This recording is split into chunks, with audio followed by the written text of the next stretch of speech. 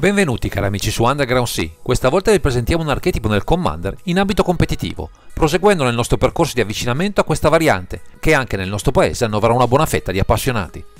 Lasciamo per un momento il blu, primo colore messo sotto la lente di ingrandimento, per un colore ben più irruento, il rosso, che negli ultimi anni ha però ricevuto un boost di staple e di meccaniche da far quasi impallidire gli altri colori, tanto da ritagliarsi uno spazio anche in questo formato estremo. Esamineremo per voi una leggendaria recente, iconica nel suo piano di provenienza, Kaldheim, pronta a offrirci una carta doppia e non solo, come avremo modo di vedere in questo primer che vi mostrerà un'altra faccia del complesso mondo dell'EDH competitivo. Questa volta vi parleremo di Birgi, Ghost of Storytelling.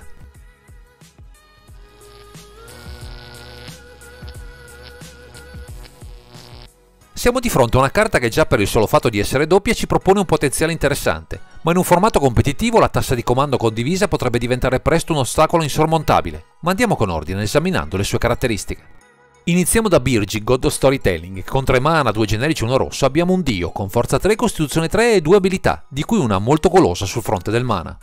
Nella prima abilità abbiamo, ogni volta che lanci una magia aggiungi un mana rosso, fino alla fine del turno non perdi questo mana al termine di ogni fase o sottofase.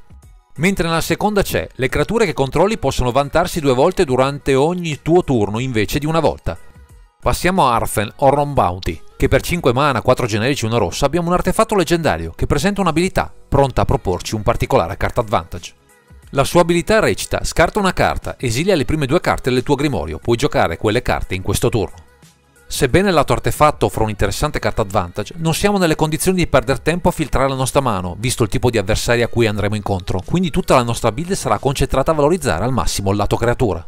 Questo dio ci offre tra l'altro su un piatto d'argento un Veil, un fatto di mana incredibile, perfetto per adattarsi a tutte le meccaniche Spellslinger presenti in questo colore, che qui trovano dimora, offrendoci tutto quel che ci serve per sbaragliare l'intero party.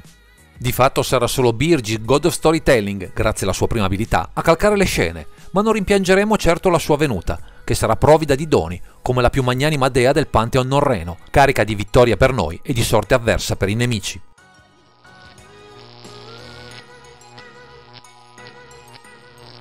Puntando ad valorizzare al massimo il mana prodotto da Birgi, God of Storytelling, andremo a costruire una build che farà di tutto per abusare del cast di carte che non costano nulla, cercando così di ottenere dei surplus d'ali da trarne più di un vantaggio.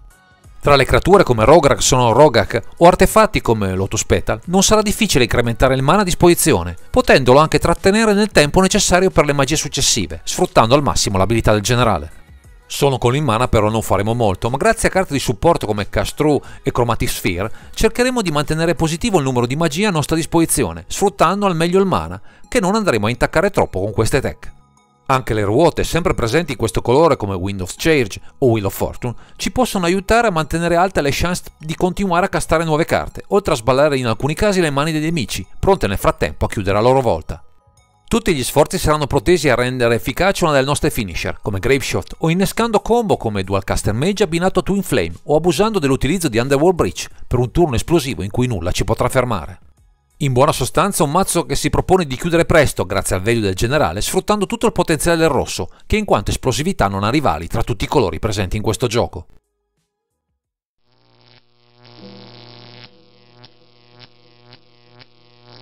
Comprese le finalità su cui punteremo con Birgi's God of Storytelling per fare nostro il match, dovremo dotare la lista di una serie di accorgimenti per scatenare una delle nostre chiusure a suon di cast infiniti o di mana infinito, così da aprirci la strada a una vittoria al fulmicotone. Dobbiamo innanzitutto castare presto il generale per aumentare il mana a disposizione, e cosa c'è di meglio di qualche sasso magari a costo 0, così da incrementarlo anche in seguito nella partita con Chromox, Jolly Lotus, Lion's Diamond, Mana Crypt, Mox Amber, Mox Diamond e Mox Opal. A queste soluzioni, utili anche per lo Stone Count, affiancheremo un Nemnite, giusto per aumentare la massa critica delle opzioni tra le 99, senza però altre finalità, visto che punteremo a vincere prima ancora di superare la sua debolezza di evocazione. Con la frenesia di castare tante magie ci serve qualche modo per sfruttarne qualcuna che costi poco e si rimpiazzi, come una specie di cantrip, quindi annoveriamo Cleansword Whips, Expedite, Renegade Tactics e Word of Fury, utili per questo scopo. Anche con Chromatic Star e Conjure Bubble ci dotiamo di qualcosa a un mana, ma la vera chicca in questa build, almeno per pescare, sarà il Cergo Skullclamp, anche se necessita di un minimo di setup per innescare i suoi benefici effetti, almeno in questo archetipo. Un'altra carta strana che ribalta il concetto di vantaggio carte è Experimental Frenzy, qui ottima se riusciamo a incrementare di molto il mana a disposizione, anche se soffre dell'imprevedibilità della pila, che potremo arginare con Sensei Divine in top, così da ottenere il controllo completo della situazione. Una novità di quest'ultimo periodo che ha rinforzato di molto il rosso è l'Impulsive Draw, una nuova abilità presente in Ignite the Future e Spark of Creativity, che può darci benzina per il nostro piano aggressivo, oltre a offrirci trick interessanti nelle varie fasi del match.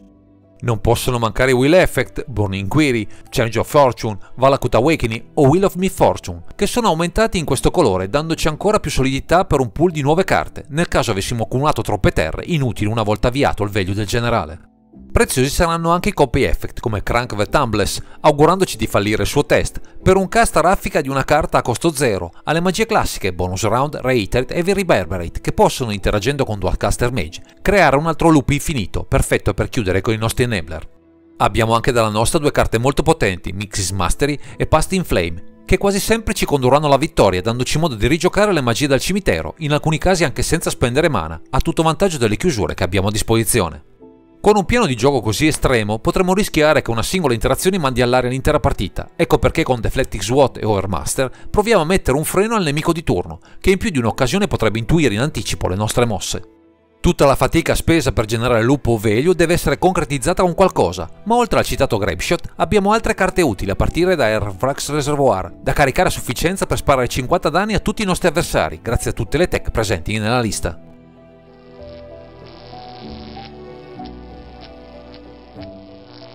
Appare evidente che la nostra Birgi, God of Storytelling, ci offra diversi angoli di azione, in un concerto in cui le magie e il mana sono in continua e affannosa ricerca congiunta. Ecco perché alcune scelte sono volte a innescare o a enfatizzare la prima abilità del generale. Il mana è fondamentale e non baderemo a spese per ottenerlo, anche con alcune creature iconiche come Dossai Extortionate o Treacherous Ogre, affiancandole ai ben noti riti che fungono da cardine in questo color pie per accelerare la nostra azione con Infernus Plunge, Jeska's Will, Rite of Flame, Disparate Ritual, Pyretic Ritual e Seeding Song. Tutte queste magie contribuiranno a sfamare le nostre magie colorate e lo Storm Count, ma annovereremo tra le 99 anche Mana Vault, Sol Ring e Spiritfrog Drum, con ulteriori aggiunte per garantirci sempre più mana il prima possibile. Come ulteriore trick per ottimizzare il mana a disposizione useremo Helm of Awakening, carta rischiosa visto che offre il medesimo effetto agli avversari, quindi andrà giocata in modo accorto quando saremo certi di portare a casa la partita prima dell'intero party. A contorno di questo corposo impianto abbiamo qualche tutore per le creature, con Flanking, Harbinger e Imperial Recruiter, oltre a Gamble, per avere qualche possibilità in più di recuperare qualche carta chiave, in particolare un elementale, che da solo può interagire con il generale, Green Igneous. Il suo particolare effetto di bounce viene coperto dall'abilità di Birgi, permettendoci di generare l'ennesimo loop infinito di cast ripetuti in questo caso, da attuare con facilità con Grapeshot, per la più classica delle chiusure con Tempesta. Altra carta ideale per generare loop è Cloudstone Curio, che con il generale in campo e un paio di creature, con una di loro a costo 0 o sfruttando Dostai Restortionist, avremo facilmente tutto quel che ci serve, anche in questo caso, per chiudere i giochi.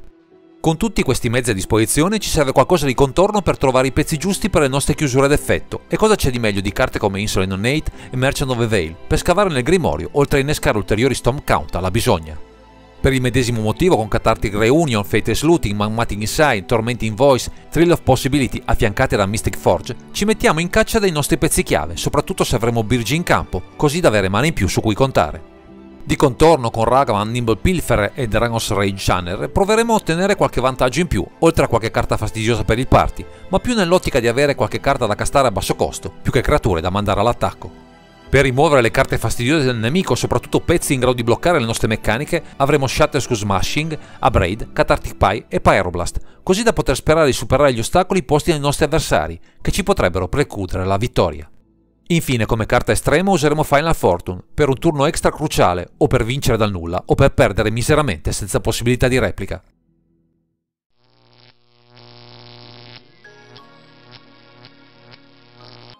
Con un archetipo proteso a meccaniche storm estreme e capitanato da Birgi, God of Storytelling, perfetta per enfatizzarne l'efficacia, sono indispensabili a volte carte all'apparenza poco significative, ma vitali in questo caso per darci modo di uscire dai lock degli avversari.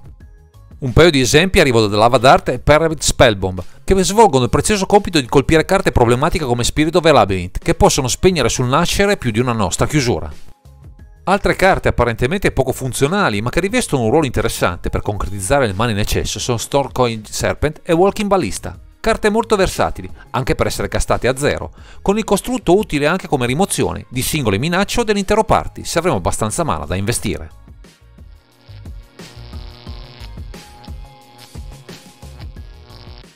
Siamo arrivati al termine di questa analisi dedicata al formato EDH competitivo, soffermandoci su un generale che pone l'accento alle meccaniche Storm e che merita una prova sul campo se volete costruire qualcosa di diverso dal solito nel vostro meta locale.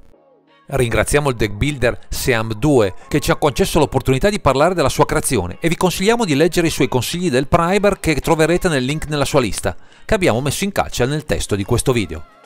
E se volete sapere qualcosa di più sul Commander competitivo o volete chiederci o proporci un generale su cui fare un approfondimento, non esitate a segnalarcelo nei commenti, siamo a disposizione per esaminare con voi le meraviglie di questo formato.